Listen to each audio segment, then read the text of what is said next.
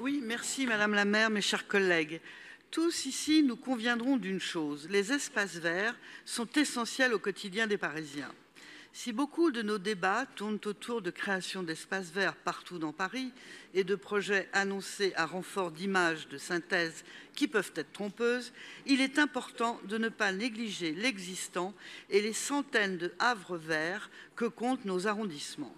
Nombre de ces lieux, parcs et jardins, ont fait l'histoire de Paris, la petite comme la grande. Ces lieux sont le théâtre de nombreuses scènes de la vie et décors de références culturelles. Robert Doisneau photographia le square du Vert-Galant. Le parc de la butte du Chapeau Rouge a vu un tout jeune Fabrice Lucchini tourner quelques scènes devant la caméra de Pierre Zucca au milieu de ses belvédères et statues atypiques. La liste est encore longue. Ces lieux nous permettent aussi de nous souvenir de notre histoire, comme dans le square d'Île-de-France, qui jouxte le mémorial des martyrs de la déportation sur l'île de la Cité, ou qui rendent hommage à des noms que nous ne devons pas oublier, à l'image d'Anne Frank, Samuel Paty ou Arnaud Beltrame. Nombreuses sont les curiosités qui peuplent nos parcs et jardins, à l'image de la vue de la façade arrière du bateau Lavoir, qui vit passer Picasso dans le jardin Louise Weber, des ruines des arènes de Lutèce ou du robinier du square René Viviani, le plus ancien arbre de Paris.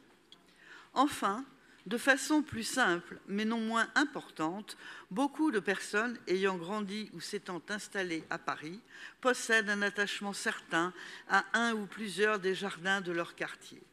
Ces espaces agréables sont tant de lieux de rendez-vous pour les jeunes et les moins jeunes. Les familles y viennent au goûter avec leurs enfants qui ont besoin de se dépenser. Les amoureux s'y bécotent sur les bancs publics, comme le chantait Georges Brassens. Les fêtes de quartier ou d'école s'y déroulent dans la joie et les rires. Les amis s'y retrouvent pour se forger de beaux souvenirs, à l'image de Johnny Hallyday, Jacques Dutronc et Eddie Mitchell, qui jouaient de la guitare dans le square d'Étienne Dorf dans leur jeunesse. Toutes ces histoires, et nous pourrions en rajouter des centaines et des centaines encore, font aussi l'identité de ces endroits qui représentent une part importante du patrimoine de Paris.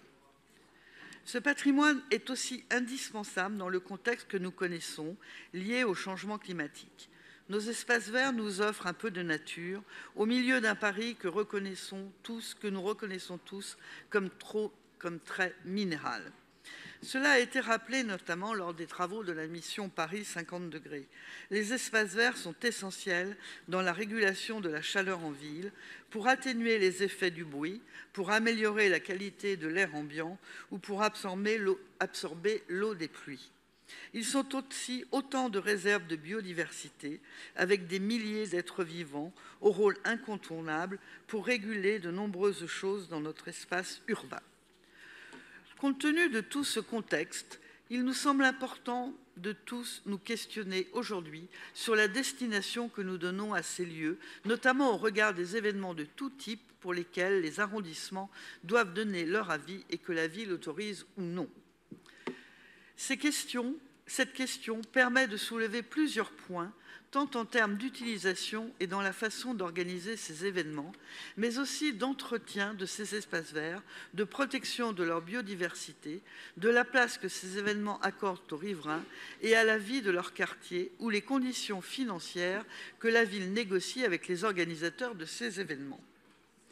La réglementation générale des parcs, jardins et espaces verts de la ville de Paris, actualisée pour la dernière fois par cette Assemblée en 2018, propose déjà un cadre à l'organisation de ces événements.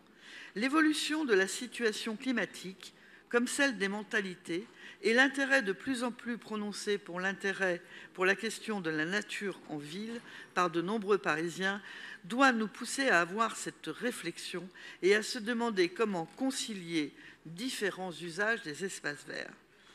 De cette fonction de préservation de la biodiversité à celle de lieux incontournables de rassemblement, en passant par leur vocation de lieu de flânerie quotidien, chacune de ces destinations possède ses besoins, ses contraintes qu'il convient de concilier. Nos espaces verts actuels sont les premiers vecteurs à protéger pour atteindre nos objectifs en matière de développement du patrimoine végétal urbain. Ainsi, et alors que les agents des services de l'ADEVE effectuent, et je le redis, un travail remarqué et très souvent passionné, un volet important doit être consacré au juste entretien et à la préservation de la végétation actuellement présente dans ces espaces verts. Alors que nous sommes toujours plus gênés par des étés caniculaires, à l'image de celui que nous venons de vivre, la destination première de ces lieux, c'est-à-dire être des lieux de promenade, de repos, de socialisation des Parisiens, doit absolument être protégée et même encouragée. Lieu de rassemblement privilégié dans notre espace urbain densifié, nous devons être prescripteurs dans la façon d'organiser ces événements et établir des règles en phase avec notre époque et les besoins environnementaux que réclament les Parisiens. Tout peut concerner notre réflexion. Les structures utilisées, les matériaux sélectionnés et le respect des besoins de la faune et de la flore des lieux.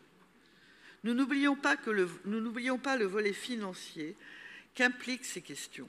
De trop nombreuses situations nous laissent penser que la ville ne satisfait pas totalement aujourd'hui à ses obligations et nous souhaitons nous assurer que le système mis en place ne coûte pas au final à la ville, mais lui permette aussi de dégager des moyens à réaffecter pour l'entretien de ces lieux importants pour le quotidien des Parisiens comme nous l'avons vu.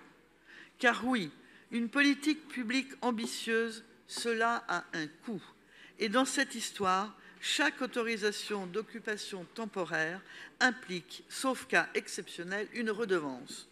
Ainsi, nous pouvons réfléchir à la manière de mieux prendre en compte les remises en état et les besoins généraux de nos espaces verts dans la définition des conditions d'occupation et de redevance. Par cette niche, le groupe Changer Paris souhaite entamer un débat avec toutes les composantes politiques représentées ici dans notre Assemblée sur cette question. Alors que ce sujet de la place des espaces verts dans notre espace urbain prend en importance au fur et à mesure des années, tant d'un point de vue environnemental qu'humain, nous sommes convaincus que nous pouvons aboutir à une démarche gagnante-gagnante visant à offrir à tous les Parisiens et à tous les visiteurs des parcs et jardins encore plus beaux, mieux entretenus et aux effets bénéfiques avérés. Je vous remercie.